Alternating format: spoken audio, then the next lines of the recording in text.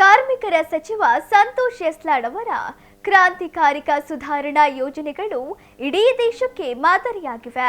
ಕಾರ್ಮಿಕ ವಲಯದಲ್ಲಿ ಸಂಘಟಿತ ಮತ್ತು ಅಸಂಘಟಿತ ಕಾರ್ಮಿಕರ ನಡುವಿನ ಅಸಮತೋಲನ ಗಮನದಲ್ಲಿಟ್ಟುಕೊಂಡು ಇಲಾಖೆಯಲ್ಲಿ ಅನೇಕ ಸುಧಾರಣೆಗಳನ್ನು ತಂದಿದ್ದಾರೆ.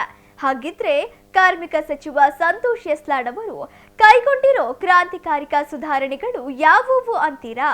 ಇಲ್ಲಿದೆ ನೋಡಿ. ರಾಜ್ಯ ಕಾರ್ಮಿಕ ಇಲಾಖೆಗೆ ಗೌರವ ತಂದುಕೊಟ್ಟ ಸಚಿವ ಸಂತೋಷ್ ಲಾಡ್.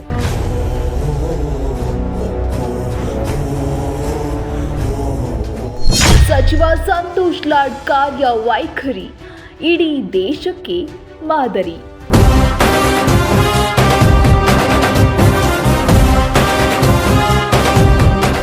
ಕಾರ್ಮಿಕರ ಆಶಾ ಕಿರಣ ಸಿದ್ದರಾಮಯ್ಯ ಸರ್ಕಾರದ ಡೈನಾಮಿಕ್ ಸಚಿವ Lad.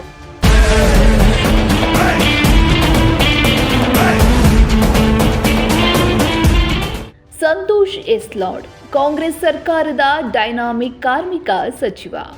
CM Siddaramaiah, DCM DK Shivakumar ನೇತೃತ್ವದಲ್ಲಿ ರಾಜ್ಯದ ಕಾರ್ಮಿಕರ ಕಣ್ಣೀರು ಒರೆಸಿ ನಾನೆಂದು ನಿಮ್ಮವನು ಎಂದು ಭರವಸೆ ಮೂಡಿಸಿರುವ ನಾಯಕ ಸಂತೋಷ್ ಎಸ್ ಲಾಡ್. ನಾನಿರುವುದೇ ನಿಮಗಾಗಿ, ನಾನಿರುವುದೇ ನಿಮಗಾಗಿ, ನಾನಿರುವುದು ನಮಗಾಗಿ.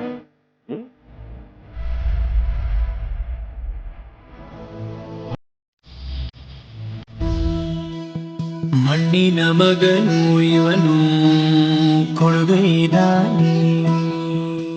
ಹೌದು, ಎರಡನೇ ಅವಧಿಗೆ ಕಾರ್ಮಿಕ ಇಲಾಖೆಯನ್ನೇ ಆಯ್ಕೆ ಮಾಡಿಕೊಂಡ ಸಂತೋಷ್ ಲಾಡ್ ಸಂಘಟಿತ ಅಸಂಘಟಿತ ವಲಯದ ಕಾರ್ಮಿಕರ ನಡುವೆ ಇದ್ದ ದೊಡ್ಡ ಕಂದಕಕ್ಕೆ ಸೇತುವೆಯಾಗಿ ಕಾರ್ಯನಿರ್ವಹಿಸುತ್ತಿದ್ದಾರೆ.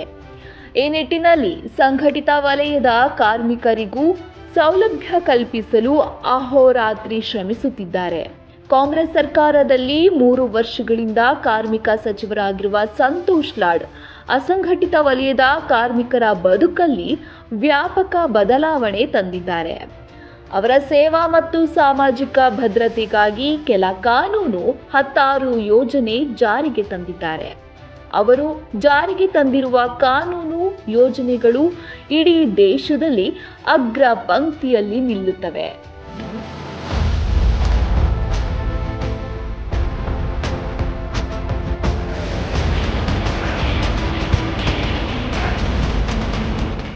ಕಾರ್ಮಿಕ ಸಚಿವ ಸಂತೋಷ್ ಲಾಡ್ ಅವರು ಜಾರಿಗೆ ತಂದಿರುವ ಕಾನೂನುಗಳನ್ನು ನೋಡೋದಾದ್ರೆ, ಕರ್ನಾಟಕ ಮೋಟಾರ್ ಸಾರಿಗೆ ಮತ್ತು ಇತರ ಸಂಬಂಧಿತ ಕಾರ್ಮಿಕರ ಸಾಮಾಜಿಕ ಭದ್ರತೆ ಮತ್ತು ಕ್ಷೇಮಾಭಿವೃದ್ಧಿ ಕಾಯ್ದೆ 2024, ಕರ್ನಾಟಕ ಸಿನಿ ಮತ್ತು ಸಾಂಸ್ಕೃತಿಕ ಕ್ಷೇಮಾಭಿವೃದ್ಧಿ ಕಾಯ್ದೆ 2024, ಕರ್ನಾಟಕ ಪ್ಲಾಟ್ಫಾರ್ಮ್ ಆಧಾರಿತ ಗಿಗ್ ಕಾರ್ಮಿಕರ ಸಾಮಾಜಿಕ ಭದ್ರತೆ ಹಾಗೂ ಕಲ್ಯಾಣ ಕಾಯ್ದೆ 2025 ಈಗಾಗಲೇ ಸಾಕಾರಗೊಂಡಿವೆ.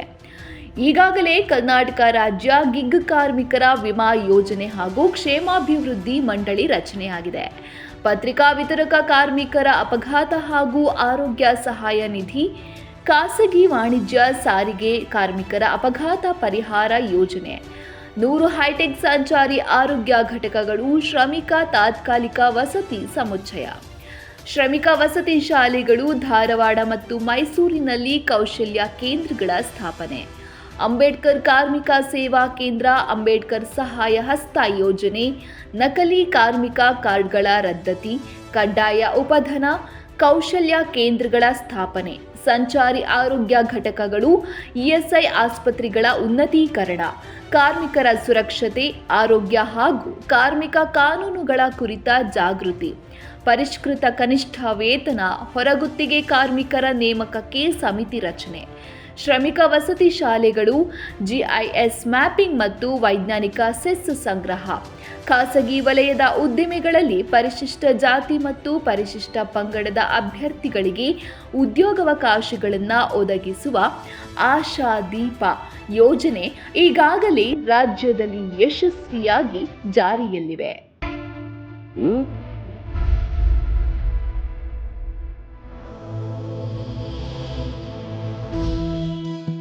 ಮಣ್ಣಿನ ಮಗನು ಇವನು ಕೊಡುಗೈದಾನಿ.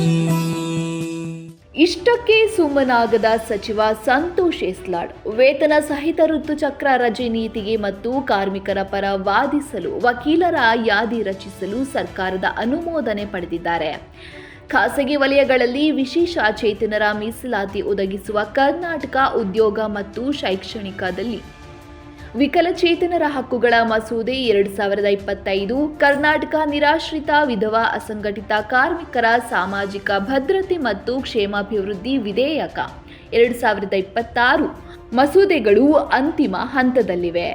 ವಿಕಲಚೇತನರಿಗೆ ಖಾಸಗಿ ಉದ್ಯೋಗ ಕ್ಷೇತ್ರ ಮತ್ತು ಶಿಕ್ಷಣದಲ್ಲಿ ಮೀಸಲಾತಿ ಒದಗಿಸಲು ಮತ್ತು ವೈವಿಧ್ಯತೆ, ಸಮಾನತೆ ಮತ್ತು ಒಳಗೊಳ್ಳುವಿಕೆಯನ್ನು ಉತ್ತೇಜಿಸಲು ಮಸೂದೆ ತರಲು ಯೋಜಿಸಲಾಗಿದೆ. ವಿಕಲಚೇತನರ ಹಕ್ಕುಗಳ ಕಾಯ್ದೆ 2016ನ ಪರಿಣಾಮಕಾರಿ ಅನುಷ್ಠಾನಕ್ಕೆ ಒತ್ತು ನೀಡಲಾಗಿದೆ. ಮನೆ ಕೆಲಸದ ಕಾರ್ಮಿಕರ ಸಾಮಾಜಿಕ ಭದ್ರತೆ ಮತ್ತು ಕ್ಷೇಮಾಭಿವೃದ್ಧಿ ವಿಧೇಯಕ 2026 ಜಾರಿಗೆ ತರುವ ನಿಟ್ಟಿನಲ್ಲಿ ಕಾರ್ಮಿಕ ಸಚಿವ ಸಂತೋಷ್ ಎಸ್ಲಾಡ್ ಅವರು ಮಹತ್ವದ ಹೆಜ್ಜೆ ಇಟ್ಟಿದ್ದಾರೆ.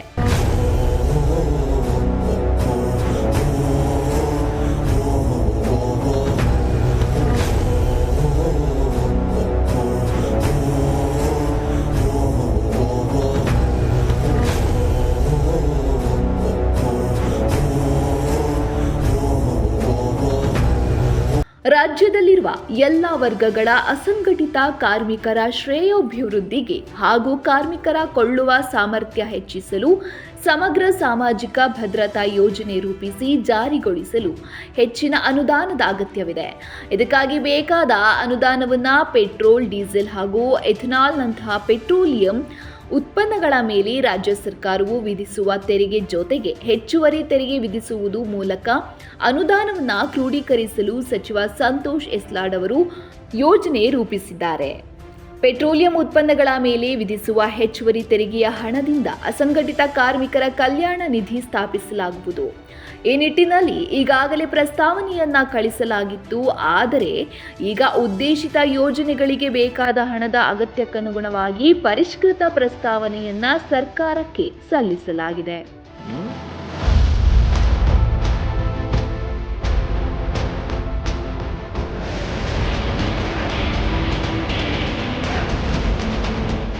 ಒಟ್ಟಾರೆ ಕಾರ್ಮಿಕ ಸಚಿವ ಸಂತೋಷ್ ಎಸ್ಲಾಡ್ ಅವರು ಅಸಂಘಟಿತ ಕಾರ್ಮಿಕರ ಪಾಲಿಗೆ ದೇವರಾಗಿದ್ದಾರೆ.